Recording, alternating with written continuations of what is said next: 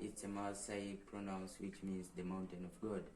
So Oldonya Lengai, before introduction of religions, because now times the other Masais they go to other religion like Islamic or Christian. Oh no, sorry, I'm sorry, excuse me. It's just something else. Other religions like yes. Muslims or Christians. Before the people were used to worship and believe on the mountain. Mm-hmm. All of the Masai in East Africa, they come and pray on the top of the volcano. We take a gift to gods. What is the gift then? Like a sacrifice, either a sheep, and a black sheep, or a really... It has to be a black sheep? Yes. Why? Yeah, this is accordingly. But also, we thought before you go to the mountain for prayers, we have to consider for the herbsman. That's the herbsman. Yes, you told me. Yeah. Who is a herbsman? Herbsman are the people who help in the community. It's like doctors. They call witch doctor sometimes, but we know as herbsman because they use some herbs. They can predict what's they make medication. Yes, medication from plants. Yeah. So these people help us to decide a good troop of people that will go to the mountain for prayers, and which kind of people to be chosen, because if we need really the girl that not even participate in sexual. Yes. And something, and really elder people. That's because the warriors can't go to pray because they do a lot of signs like something like this. So we never go to pray, but on behalf. And when you pray, you go to the. On behalf of the elders, can you pray for the whole community? Oh wow. Yeah. So if they go, they can pray for the rain, for the benefit of the whole community. Yes. If we got like somebody in the society does not deliver a baby, they go there, they pray for the benefit of those people. And they go up on the mountain to pray. We have a certain point because the people who are going to pray is really elders. If you climb this mountain, you will see a certain crater behind. Yes, you showed me a picture. Unfortunately, we didn't climb. Yeah. Okay. And what about life after death and death? Because you told me yesterday. Can you tell me again what traditionally and now is when someone dies? Yeah, when someone dies, before long years ago, our grandparents were used to leave that house or the boma that the death happens and go to find another settlement. But so they stayed in the boma when they were dead?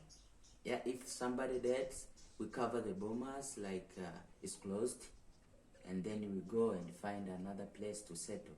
Everybody from the whole community? It's not the whole community. It's like we have the bomas like that one behind. Each boma, maybe the death happened to the red roof boma. Yes. They have to shift maybe and settle there, but the rest of their families, they still stay on their places. But they know... Even if they know there's someone who died and the red roof boma. They will stay, but they will leave the house and go to settle somewhere. Okay. But also some people are like elders, because it's unusual for us to see young man or young girl is dying, but in case it's really cast and we consider the herbsman, what's happened and something like this, and they will say like problem like this and this, what's happened exactly, and we know. But for the elders, some they keep like a promise, like if I die, please put me under this tree and leave me alone. And you respect it? Yes, my friend will come to pick me, and we respect that. After we do all the cultural processes, because the elders, if die, we slaughter a bull and we cover him with fats. Fat from the bull, yeah, to prepare him. And we can bury him as normal. But for the other who are saying to put under the tree, we put there. And the thing that told us will happen, then happen. If the friend will come and pick, we'll pick. Or a lion? Yeah, or a lion, like the father told you in the story. The lion took his place. Yes, that tell the community that if I die, please. And that man was 130 years. 130 years? Yes, and say, please, if I die, don't bury me. Just put me under the tree, my friend will pick me. So the lion come and suddenly pick him. And it was his wish. And we realized that, Wow, okay. Do you have some rituals, like you told me the ceremony, or like some symbols, because I've seen some scarifications on your face and the stretching? Yeah, like... is it just for decoration? Yes, like other people do, the stretching the ears, some like tattoo on the bodies. Those all are decorations. Some people will like to decorate, some people don't like. It's not necessary. It's not necessary, Okay. Well, and then just thank you so much for everything. Do you have one message for people who are going to learn or are interested in your culture? Some wise words, maybe? Yeah, I have something to tell the people who are watching this clip.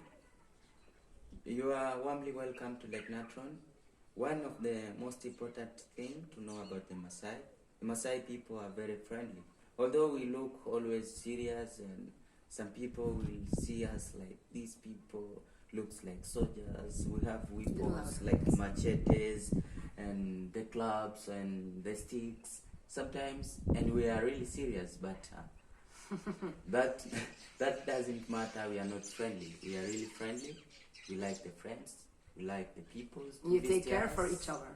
Yeah, we take care, but also we respect each other. That's why we live as a community. The old respect the young, and the young respect the old. But you respect every type of community all over the world. Yes, Wow. And we respect the culture of other peoples too. Yeah. Okay, thank you so much for this. Asante sana. Karibu. Thank you so much. Karibu.